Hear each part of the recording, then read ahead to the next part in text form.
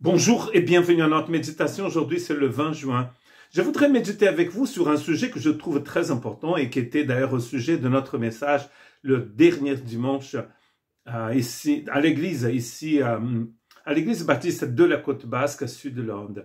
Ce texte, en fait, les textes que je vais lire avec vous se trouvent dans Jean chapitre 5, à partir du verset 21. Car comme le Père ressuscite les morts et donne la vie, ainsi le Fils donne la vie à qui il veut. Le Père ne juge personne, mais il a remis tout jugement au Fils, afin que tous honorent le Fils comme ils honorent le Père. Celui qui n'honore pas le Fils n'honore pas le Père qu'il a envoyé.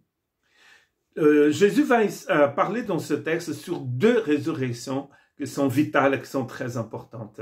Nous allons trouver aussi dans le livre d'Apocalypse, dans le chapitre 20, ces deux résurrections. Le chapitre 5 est très intéressant parce que c'est un peu comme beaucoup d'autres chapitres dans le livre de Jean, où Jésus va faire un miracle que Jean appelle d'ailleurs un signe. Et dans cette histoire, c'est la guérison d'un malade, d'une personne qui était malade au bord d'une piscine à Jérusalem. Et il était malade depuis de longues années. Et il croyait qu'en tombant dans la piscine, la première personne qui rentrait dans la piscine était guérie. Quoique certaines personnes croient que cette partie du texte où il a un ange qui descend n'est pas dans l'original. Mais ce qui est intéressant, c'est que Jésus a guéri ce monsieur le jour du sabbat. Et cela va donc susciter un souci, en fait, parmi les religieux, parce qu'ils ne sont pas contents que Jésus ait encore une fois guéri quelqu'un le jour du sabbat. Et par la suite, Jésus va donc, comme il le dit ici, il va donc parler de sa divinité, de son égalité avec le Père, du fait qu'il ait un partenariat entre lui et le Père. Et bien sûr, du coup, les Juifs qui l'écoutaient vont en fait être encore plus furieux. Parce qu'il y a deux choses terribles que Jésus fait ici pour eux et pour leur religion. Jésus guérit les gens le jour du sabbat, le jour du repos, et en plus, il se compare, il se dit égal au Père. Et certains voient dans ce texte de l'Évangile que ça fait partie des deux choses principales qui ont encouragé, qui ont en fait mis dans le cœur des religieux de l'époque de Jésus qu'ils devaient se débarrasser de Jésus. Car Jésus, en fait, c'est devenu une personne gênante. Il guérissait le jour du sabbat et en plus, il dit ici dans le livre de Jean, dans l'évangile de Jean, qu'il est égal au Père.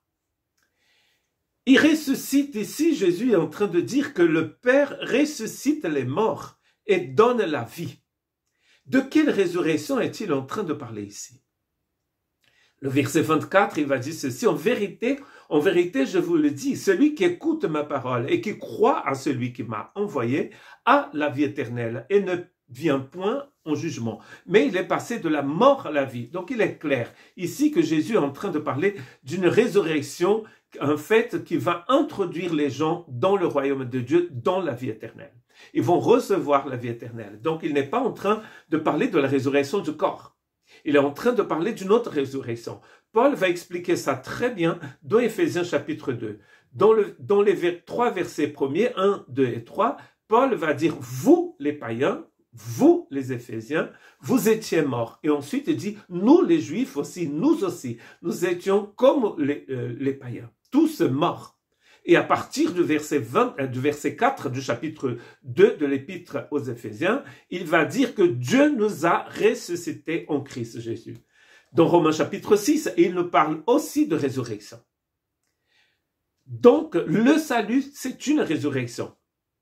En vérité, je vous le dis, l'heure vient et elle est déjà là, venue, où les morts entendront la voix du Fils de Dieu et ceux qui l'auront entendu vivront. Car comme le Père a la vie en lui-même, ainsi il a donné au Fils d'avoir la vie en lui-même. Donc il est toujours en train de parler de cette résurrection. Et parce qu'il dit, l'heure est déjà venue. Donc cela veut dire qu'il est là pour ressusciter les morts. Comme dit Paul dans Éphésiens 2, nous étions morts. Vous étiez morts aussi. Mais Dieu nous a ressuscités en Christ Jésus. C'est-à-dire, il a ressuscité notre esprit, il nous a donné la vie éternelle. Le Père a la vie, le Fils a la vie, il nous donne cette vie-là, la vie éternelle. Il ne s'agit pas de la vie du corps, ni de la vie des plantes que vous avez chez vous, des oiseaux, des animaux. c'est la vie de l'esprit. Et cette vie de l'esprit nous est donnée quand Dieu déverse son esprit dans notre cœur. Et Jésus est en train d'appeler cela, en fait, une résurrection. Dans le verset 28, il parle d'ailleurs d'une autre résurrection. Quand il dit « Ne vous étonnez pas de cela, car l'heure vient où tous ceux qui sont dans le sépulcre entendront sa voix et en sortiront. » Donc là, ils sont dans le sépulcre, donc ils sont morts. Il s'agit ici des corps qui vont ressusciter. Ceux qui auront fait le bien ressusciteront pour la vie, mais ceux qui auront fait le mal ressusciteront pour le jugement, pour la condamnation, hein, bien sûr. Donc il est en train de parler de deux résurrections. Apocalypse chapitre 20 dit ceci, il revint à la vie et il régnait avec Christ pendant 1000 ans. Donc moi je suis persuadé, je crois en fait que là ce texte est en train de parler de la première résurrection. Car ceux qui revinrent à la vie règnent avec Christ. Bien sûr que 1000 ans, ici c'est forcément symbolique. Nous sommes dans le livre d'Apocalypse où les chiffres sont symboliques. Sinon Jésus aurait eu 7 cornes sur sa tête et 7 yeux aussi. Mais ces deux symboles parlent de sa toute-puissance et de son omniscience. Il voit tout, il sait tout, il est tout-puissant. Ici, nous régnons avec Christ. Vous savez, c'est écrit que nous sommes dans la fin des temps depuis la croix. Dans le Nouveau Testament, les apôtres parlaient de la fin des temps. Au dernier jour, quand Pierre prêche dans le livre dans les Actes des Apôtres, il parle de cela. Nous sommes dans la fin des temps et nous sommes en train de régner avec Christ. Pourquoi? Parce que nous sommes passés par la première résurrection. Heureux et saints, dit Apocalypse, ceux qui ont part à la première résurrection. La seconde mort n'a point de pouvoir sur eux, mais ils seront sacrificateurs de Dieu et de Christ et ils régneront avec lui pendant 1000 ans. Nous sommes en train de régner dans ce temps qui est long en fait, qui dure déjà 2000 ans. L'Église est en train de régner avec Christ. Pourquoi? Parce qu'elle a passé par la première résurrection, comme il dit ici. Il y a 2 résurrections dans Jean chapitre 5. Une pour recevoir la vie et une autre pour entrer dans le royaume de Dieu pour toujours. Ou sinon pour être jugé et condamné, comme dit Jésus. Et le texte Apocalypse 26 nous dit que ceux qui ont passé par cette résurrection ne vont pas en fait goûter la deuxième mort, ne vont pas passer par la deuxième mort. La deuxième résurrection dans Jean chapitre 5, 28 est donc comparée à cette résurrection de Apocalypse chapitre 20, verset 11. Puis je vis un grand trône blanc et celui qui était assis dessus. La terre et le ciel s'enfuirent devant sa face et il ne fut plus trouvé de place pour eux. Et je vis les morts, les grands et les petits, qui se tenaient devant le trône. Des livres furent ouverts, et un autre livre fut ouvert, celui qui est le livre de vie. Et les morts furent jugés selon leurs œuvres, d'après ce qui est écrit dans ces livres. La mer rendit les morts qui étaient en elle. La mort et le séjour des morts rendirent les morts qui étaient en eux, et chacun fut jugé selon ses œuvres. Jésus a parlé de cette deuxième résurrection dans Jean chapitre 5, verset 28. Alors que dans 21 et 24, il parle de la première.